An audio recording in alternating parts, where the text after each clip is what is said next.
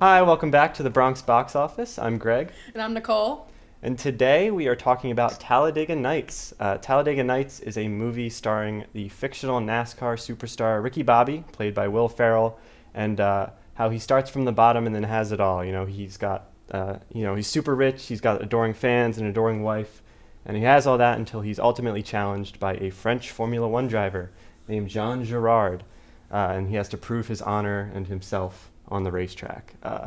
Yeah, I mean it's a comedy, so the cast is pretty important here, and there's some great people in this one. We've got Will Ferrell, John C. Reilly, Sacha Baron Cohen. Then we got Jane Lynch, who I love.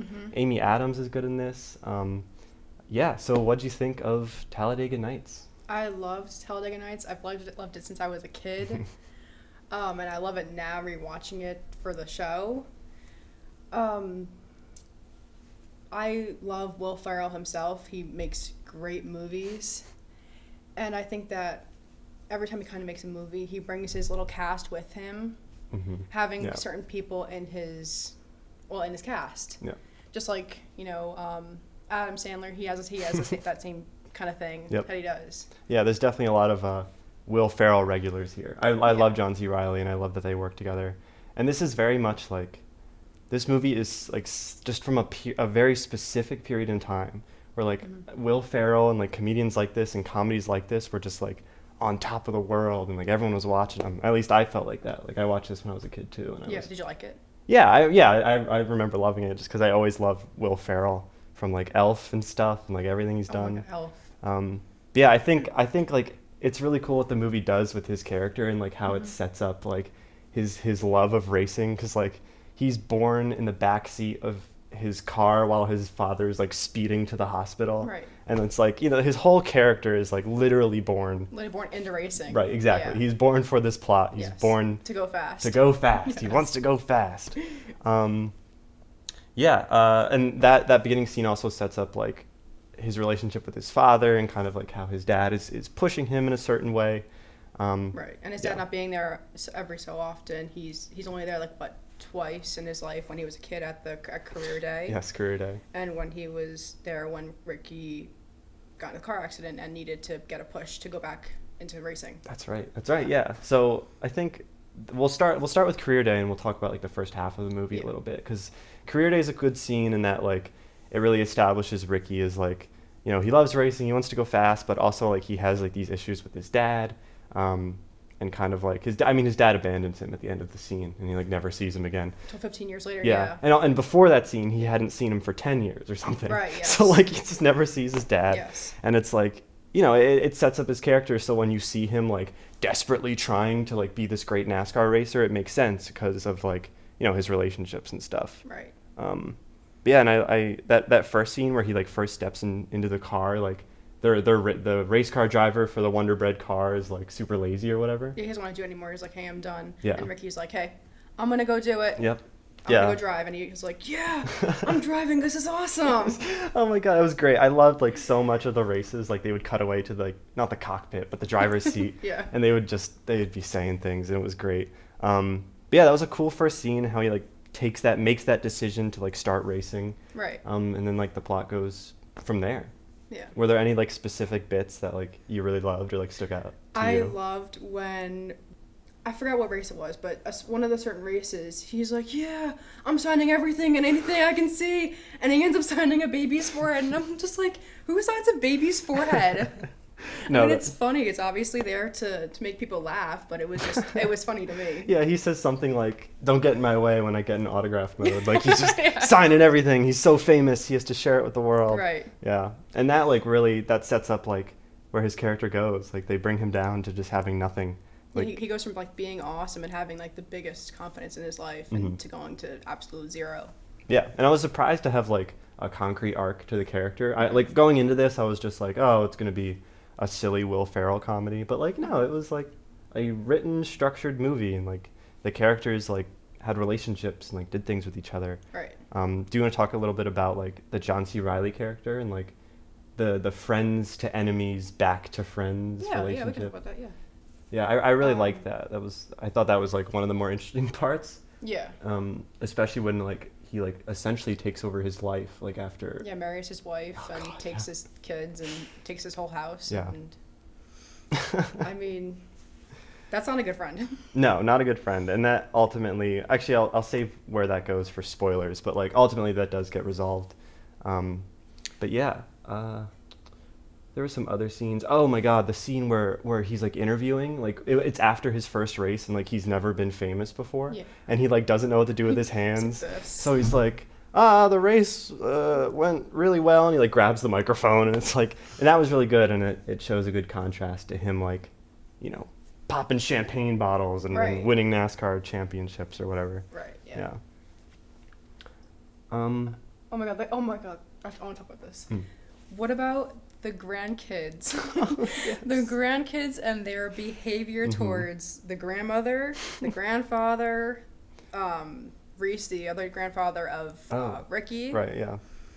and even towards their own parents. Just everyone. They're just, yeah, that was great. I thought they were funny. I mean, I love Jane Lynch, so I'm glad we get to talk about Jane Lynch's role in Yes. this movie as the grandmother. But like these kids start out and they're just like, they're like evil. They're evil. And like Ricky's like encouraging that behavior. Yeah. Like they're like super rude and nasty to their grandparents.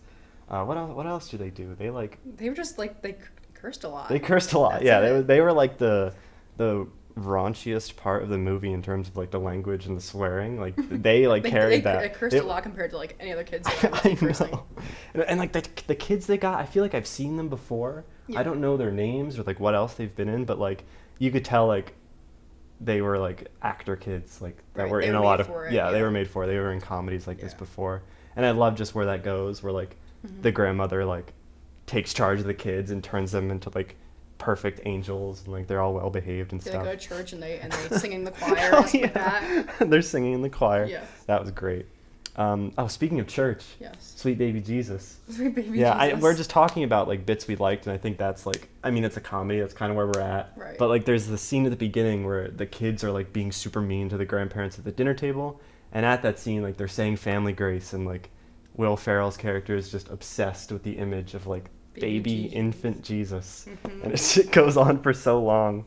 And then actually that brings up what I wanted to talk about, where a lot of this movie felt like improv to me, and I'm assuming Probably, it was yeah. just knowing these actors. Right. And like, I thought like that worked pretty well. Did It you? worked in their favor, yeah. I mean, Yeah. you can see some of the improv stuff they kept in there, and I know like at the end credits too, they had like bloopers, Yeah, that's right. Yeah. and they probably had more improv than actual. For like structured written Yeah, dialogue and structured stuff. dialogue. Yeah. It seems like they just had a loose like Yeah. this is where this scene needs to go. Just Yeah. get there with whatever you say. Yeah. And I thought it was funny. It was worked.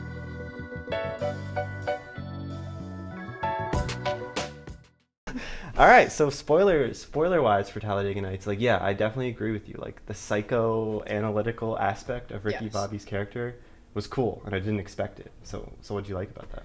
I thought it was interesting how, well, basically when he was in the hospital after the accident, he found a wheelchair in the hallway, took it, and said to himself, "Well, my legs are broken. I can't do it anymore. I have paralysis, and I just can't walk anymore." So, his cockpit, the big guy. What would you call that guy? he's like the guy who's on the headset, and he like talks to whoever's racing the car. Well, the big guy in the cockpit. It's Okay. like his captain or whatever. He came to see Ricky, and he was like, "Doc, what's up with him?" Doc's like, "Hey, his legs aren't broken. It's just he's mentally ill right now. He can't." It comes after he loses a race. Is that what happened? Oh, He got in a car accident. He gets in a and car accident. He thought he was on fire. He thought he was on fire. Yeah. He actually wasn't on fire. Right. Chaos ensues. He strips down to his underwear Right. and runs around the racetrack. With his helmet on still, With his though. helmet still on. Yes. And yeah, like he ends up in the hospital, and it's all in his head. He thinks he's like paralyzed. He thinks he can't move, and that turns into him stabbing himself in the knee and to prove that he can't feel it. Yes, and he starts walking around, and he's like, "Hey, I can walk. And then Cal's there, like, "Hey, man, you're good." You're good. You can race now. And that was but like. But then the big guy, the cockpit guy, I don't forget his name again, but he sticks a knife in him to get the other knife out. It's like, yeah, it's a wedge knife. We gotta use leverage to get the other knife. It's a chaotic scene. It's great. And I think after that, Yes. like coming off of Ricky Bobby's absence, like racing, like you see tension between him and his friend. His friend's like, hey, why don't you let me win every once in a while? I'd kind of like that. I want to be Slingshot. I want to be Slingshot. Yeah, what's up? Yeah. And then takes over his life basically. yeah, then Will Ferrell says no. Win, he takes over his life. Yes. Yeah, and then Ricky Bobby like still is struggling to get behind the wheel, and that's where the rest of that like mental issue that he's having comes in. Do you remember his first race back into going? He was going like 26 miles an hour in his first race back from being in that traumatic accident. Yeah, he's driving on the track and he's like, I'm doing it, I'm back, baby, and it cuts out and he's just like going slowly so slow. Moving, and all the cars are whipping past him. Yes. Yeah, that was really good. Yeah. And then like, so he's in this situation where he needs to build his confidence back up, and that's where his dad comes back into the picture. Right. And they do all these like really like, he's like, you gotta own the fear or something, or he you puts gotta, a cougar in the car. He puts a cougar live in the car to cougar. make sure that Ricky doesn't have fear when he drives. Yes. Who puts He's a cougar like, in a car? He's trying to like get in, and the cougar's like, it was funny because like I'm assuming some of it was a real cougar, some of it you could tell was a puppet, but it was just really funny watching Will Ferrell freak out about a giant cat in his car. I mean, that's like, you know what I mean? Yeah, sure. Good stuff. A giant cat in his car, not just a cat, not a cougar. Well, the dad is like obsessed with the concept. It's like, it's a big cat, he keeps saying, like, don't be afraid of it. He's obviously afraid of it, and it doesn't go well, and he gets mauled at the end of the scene. Yeah, of course. But, I mean, would you get mauled by a cougar? Yeah, if I tried to get in a car with one, probably. Probably, yeah. Yeah. But yeah, ultimately he faces his fear, and it succeeds. He succeeds, and he's able to race again. Yes. And that brings us to like the final climactic race, which I thought was really cool. Yes, that scene was pretty cool, and especially when there was like this giant car accident that. Yeah. The guy who owns the car. The guy who owns the cars told Cal to cause a car accident and make sure that Ricky Bobby doesn't win. And Cal's like, no, I'm not going to do that. It's not going to happen. And then he tells another guy to take out Cal. So the whole race, most people are out except for Gerard and Ricky Bobby are the only ones in the race. They get in a car accident eventually, and then both of them run to the end of the race. Yeah. They finished the race on foot. They finished the race on foot, which disqualified them because they got out of the car anyway. And then Cal ends up winning the race in third place. Yes. Oh, that's right. By default. Yeah, that was such a by default. He wins by technicality, but he finally wins. And it's this great moment for Cal. And like when they crash their cars, and it's like this horribly violent wreck. Like wrecks happen in NASCAR. But it's like the cars are on fire and they're exploding, and like by the time they come to a stop, they're just like rubble, and they crawl out of the cars, and like they do the rest of the race on foot, and it's really great.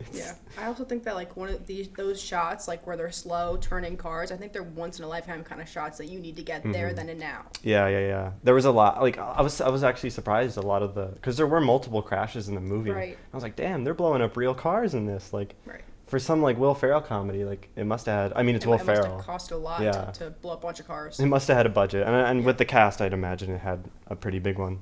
Right. But yeah, was there any other things you liked about Talladega Nights? I thought it was cool at the end where Ricky had his brand new car, and they wrote the word "me" on it, basically symbolizing that. He's only racing there for himself, for no one else, like his sponsors, like his family, for like his dad. He's only there for himself, and the cougar's also on the hood of the car, which also symbolizes his fear of getting over what he went through. Yeah, I really liked how the car at the end like just summed up his whole character arc. Like he's doing it for himself. He's not doing it because he cares about what other people think, and he's not trying to like. It's a lot less cynical. He's doing it for himself, and it just says "me" in big letters on the hood of the car, and his like race suit is blank, but it still says "me" on it. Yeah. And I also liked how they made like a big deal of like the car not having any advertisements on it, because like that's a big thing in NASCAR. Everything has ads on it. Yeah. But like they wheel the car out, and there's no big ad. It says "me" and it has the cougar, but all on the sides there's still a bunch of ads. Yeah, I was like, and it's like, okay. Why would you do that? But yeah, that was good. But yeah, that's most of my like pros about Talladega Nights. You want to get into some of the stuff that we necessarily didn't like so much about the movie? I don't know if it was on purpose, but honestly, I didn't like Jean's accent. It was a very bad accent. It was probably on purpose how they planned that, but I think it was very. I've never heard a French accent in my life. Yeah. Like for a one in real life. I've taken like 2 French classes, so I'm far from an expert. But it was like, it's Sacha Baron Cohen, so he's obviously not French. Right. And like I'm imagining the accent was bad on purpose, but like just the first scene he's in, like I wasn't even paying attention to what he was saying. I was just cringing at how bad the accent was.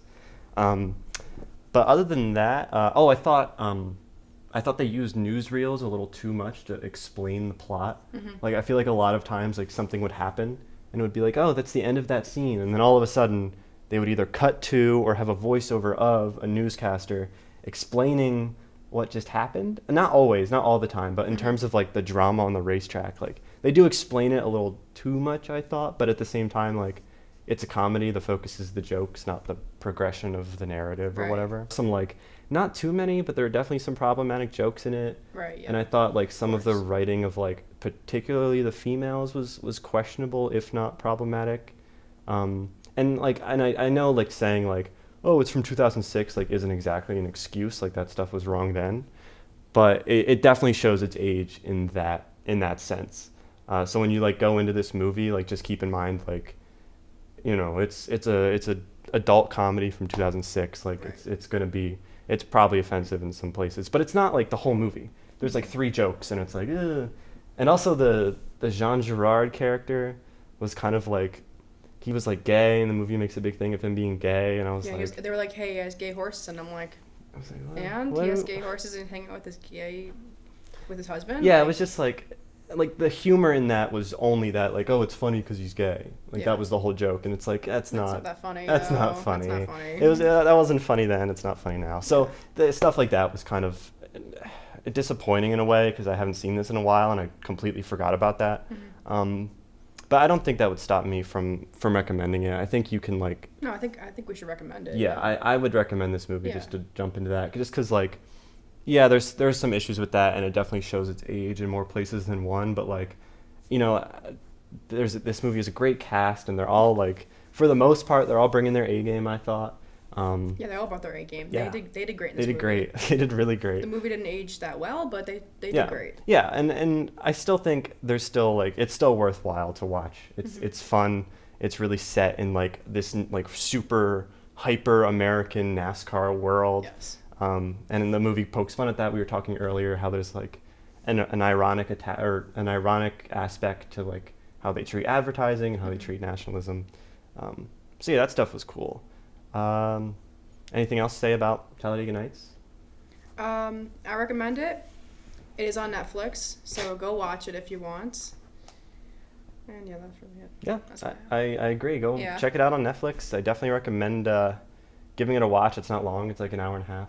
Yeah, it's not that long. It was actually pretty quick for me. Yeah, it's a fast watch, and it's fun. It's got some cool race stuff. It's got fun comedy, and it's got a great cast. So yeah, we definitely recommend it. So go check it out on Netflix.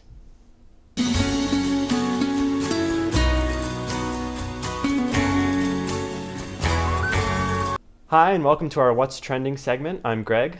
And I'm Caroline. And today we are talking about Bo Burnham's Inside, which is a Netflix comedy special, more of a musical comedy special that he shot over the course of the pandemic, over the course of quarantine, all alone, just in his room. Like, he did the whole thing himself.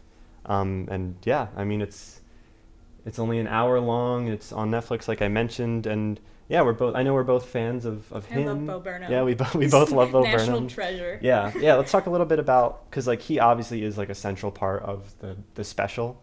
So we can talk a little bit about, like, how he started. You know, he was making like dumb YouTube videos in his room, like just writing songs and just messing around, and it just exploded into, like, a career. So I think it was so interesting how he was able to blend comedy and music together, because I feel like with a lot of stand-up comedians, you just see them doing, like, regular stand-up, and like they have a stool and they just exactly, and he's up there with his piano, like, singing, like, songs and using special effects. Mm-hmm. and like having gone from YouTube to now like on stage, and like it's just crazy to see I know that. some of his, like, we were talking about Make Happy and what his, like, he has 2 other Netflix comedy specials that are like more traditional. He's actually on a stage, he's an audience, but he still like does some crazy stuff. Like Right. he has like special effects and smoke machines and crazy lights. And the timing is like timing, when he yes. drops the water bottle in that one comedy special, and it's like you thought that was an accident? bit? It was No. awful. No. I planned to do that. Yeah, exactly. So yeah, like that really sums up his work. Like it's all very carefully constructed. It's all very purposeful.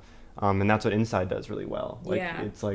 it's almost vlog style. Like he's in, I think it's like a guest house or something, but he's in his home and he's just alone and he's talking to the camera and he's singing to the camera.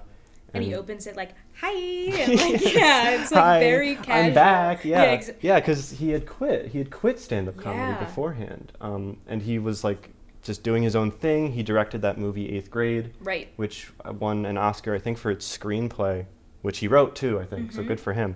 Inside won a few Oscars or Grammys. I think it might have gotten like Emmys or something. It was There's something. so many but awards. he got a bunch of awards for Yeah, Inside, which yeah. goes to show how good it is and why Yes. you should watch it. I agree. I think there's like some more. I read something recently. There's more awards buzz for this, like specifically really? the songs.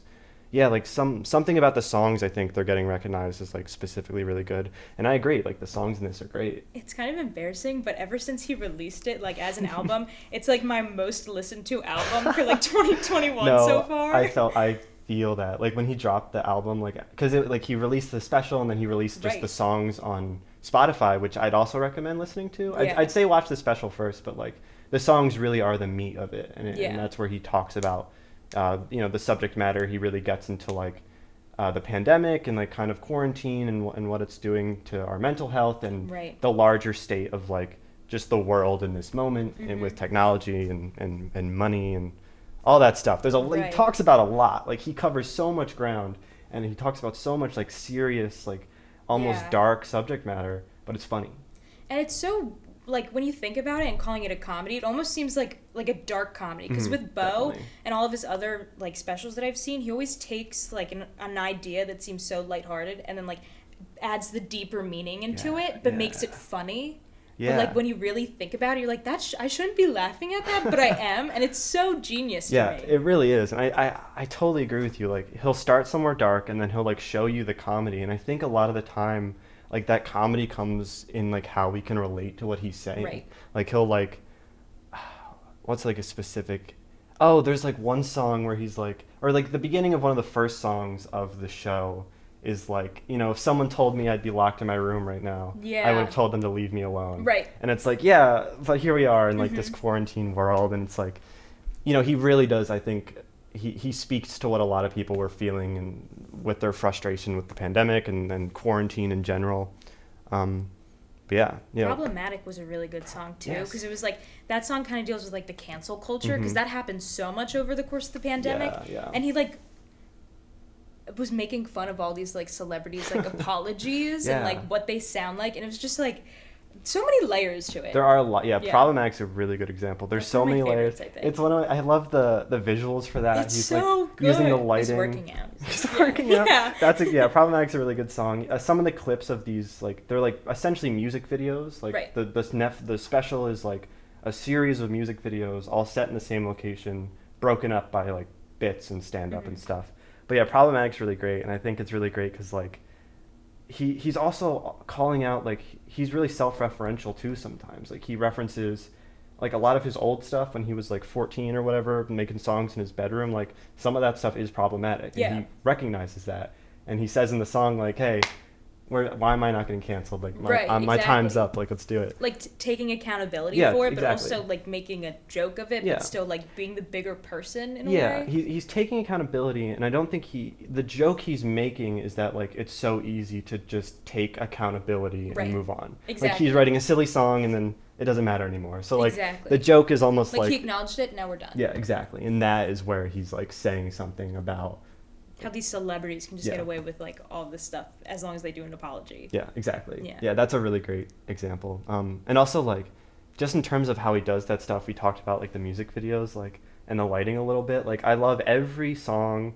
feels so different, and like the Yes. lighting's so different, but it's all the same like background. It's all this Right. background right here. Just the house. Everything happens there, and it's such a cool. It's like watching a one-man show. Like you just like see him kind of go crazy a little bit, and Right. And I don't even know how he managed to do all the lighting and like by himself, and you see him like finagle all these wires. There's a lot of clips where he's like setting up the next shot, and Yeah, that yeah. felt very like vlog yeah, to me. it feels vlog style. It really brings you in, and like, I mean, by the end, like, the laughs kind of stopped, like the Yeah. last 20 minutes, and it's really like we're just kind of with, not Bo, but like this character that he's created, and like we kind of see ourselves in that, and Right.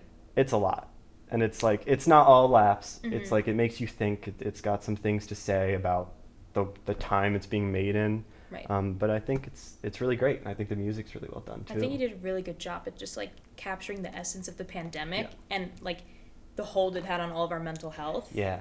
While that- also like bringing a certain light to it and Yeah. making it happy even though it wasn't a happy time. I think that's the most important part of it, because like when I heard he was coming back and he was like doing this, I was like, I the idea of like watching media based on like the pandemic was gross to me. Right. Like I don't want to I don't want to think more about the world and like the mess that it's in more than I have to. Right. But like this, like I was okay with this. Like he like it wasn't just like reminding me of how miserable things are. Like it was like light in a way. Like Yeah. it's taking the dark heavy stuff and like showing you the flip side of the coin. Like it's not separate, but like Right. there can be some happiness to that. And Right. yeah. And even if you didn't think of it as happy in the moment, Bo did a good job at like yeah. making fun of it. Like FaceTiming with my mom tonight, that's kind of what that one reminded me FaceTime of. with my mom tonight, sexting, and white woman Instagram. Yes. Those were really good. Those are all good, and they're all like the most like explicitly comedic, but they're also Right. all like capturing something about Right. pandemic life and quarantine life. And then on the flip side, you have that funny feeling and look who's inside again. And those two are just like, ow, like a I know, Like funny bumper feeling. strings. I'm such a sucker for an acoustic guitar, Yeah. man. I'm like, oh no, you can't do this to me. Like, yeah, it's like And there's it's so simple, but like Yeah. just when you listen to the lyrics, like I Mhm. think if you're gonna listen to a song on the album alone, I think that's when to pay attention to just like the yeah, lyrics. funny feeling, Yeah. absolutely. I think it's like it reminds me of what's that like 80s song? We didn't start The the Billy fire. Joel song? Yeah, the Yeah. Billy Joel song where he's like just like rambling off things Yeah. that happened during the time. No, Like I agree. it's not exactly this, but like he just is kind of saying things that like vaguely relate, and like by the end of the song they all come together Right. to like paint this picture of you know the world or whatever. But Yeah. yeah, I think that's a great example of like how carefully written these songs are. Yeah. Yeah, anything else to say about Bo Burnham's Inside? I literally could go on for ages, but I feel like I've said all my I know. piece for today. Yeah, we could just sit in here and ramble all Yeah. day about this. We both are big Bo Burnham fans. Sure. And it kind of goes without saying, like, yeah, we both recommend this special. Go check it out. It's in terms of like media that's about quarantine and about like the current moment, like it's good. I like it. Right. Yeah. So you'd also recommend it? I would definitely recommend it. It's on Netflix, so you have easy access. You have it on Apple Music, Spotify. You can listen to it wherever. Yeah. I have nothing but good things to say about it. Awesome. Yeah. Well, thank you guys so much for watching our What's Trending segment, and we'll see you next time.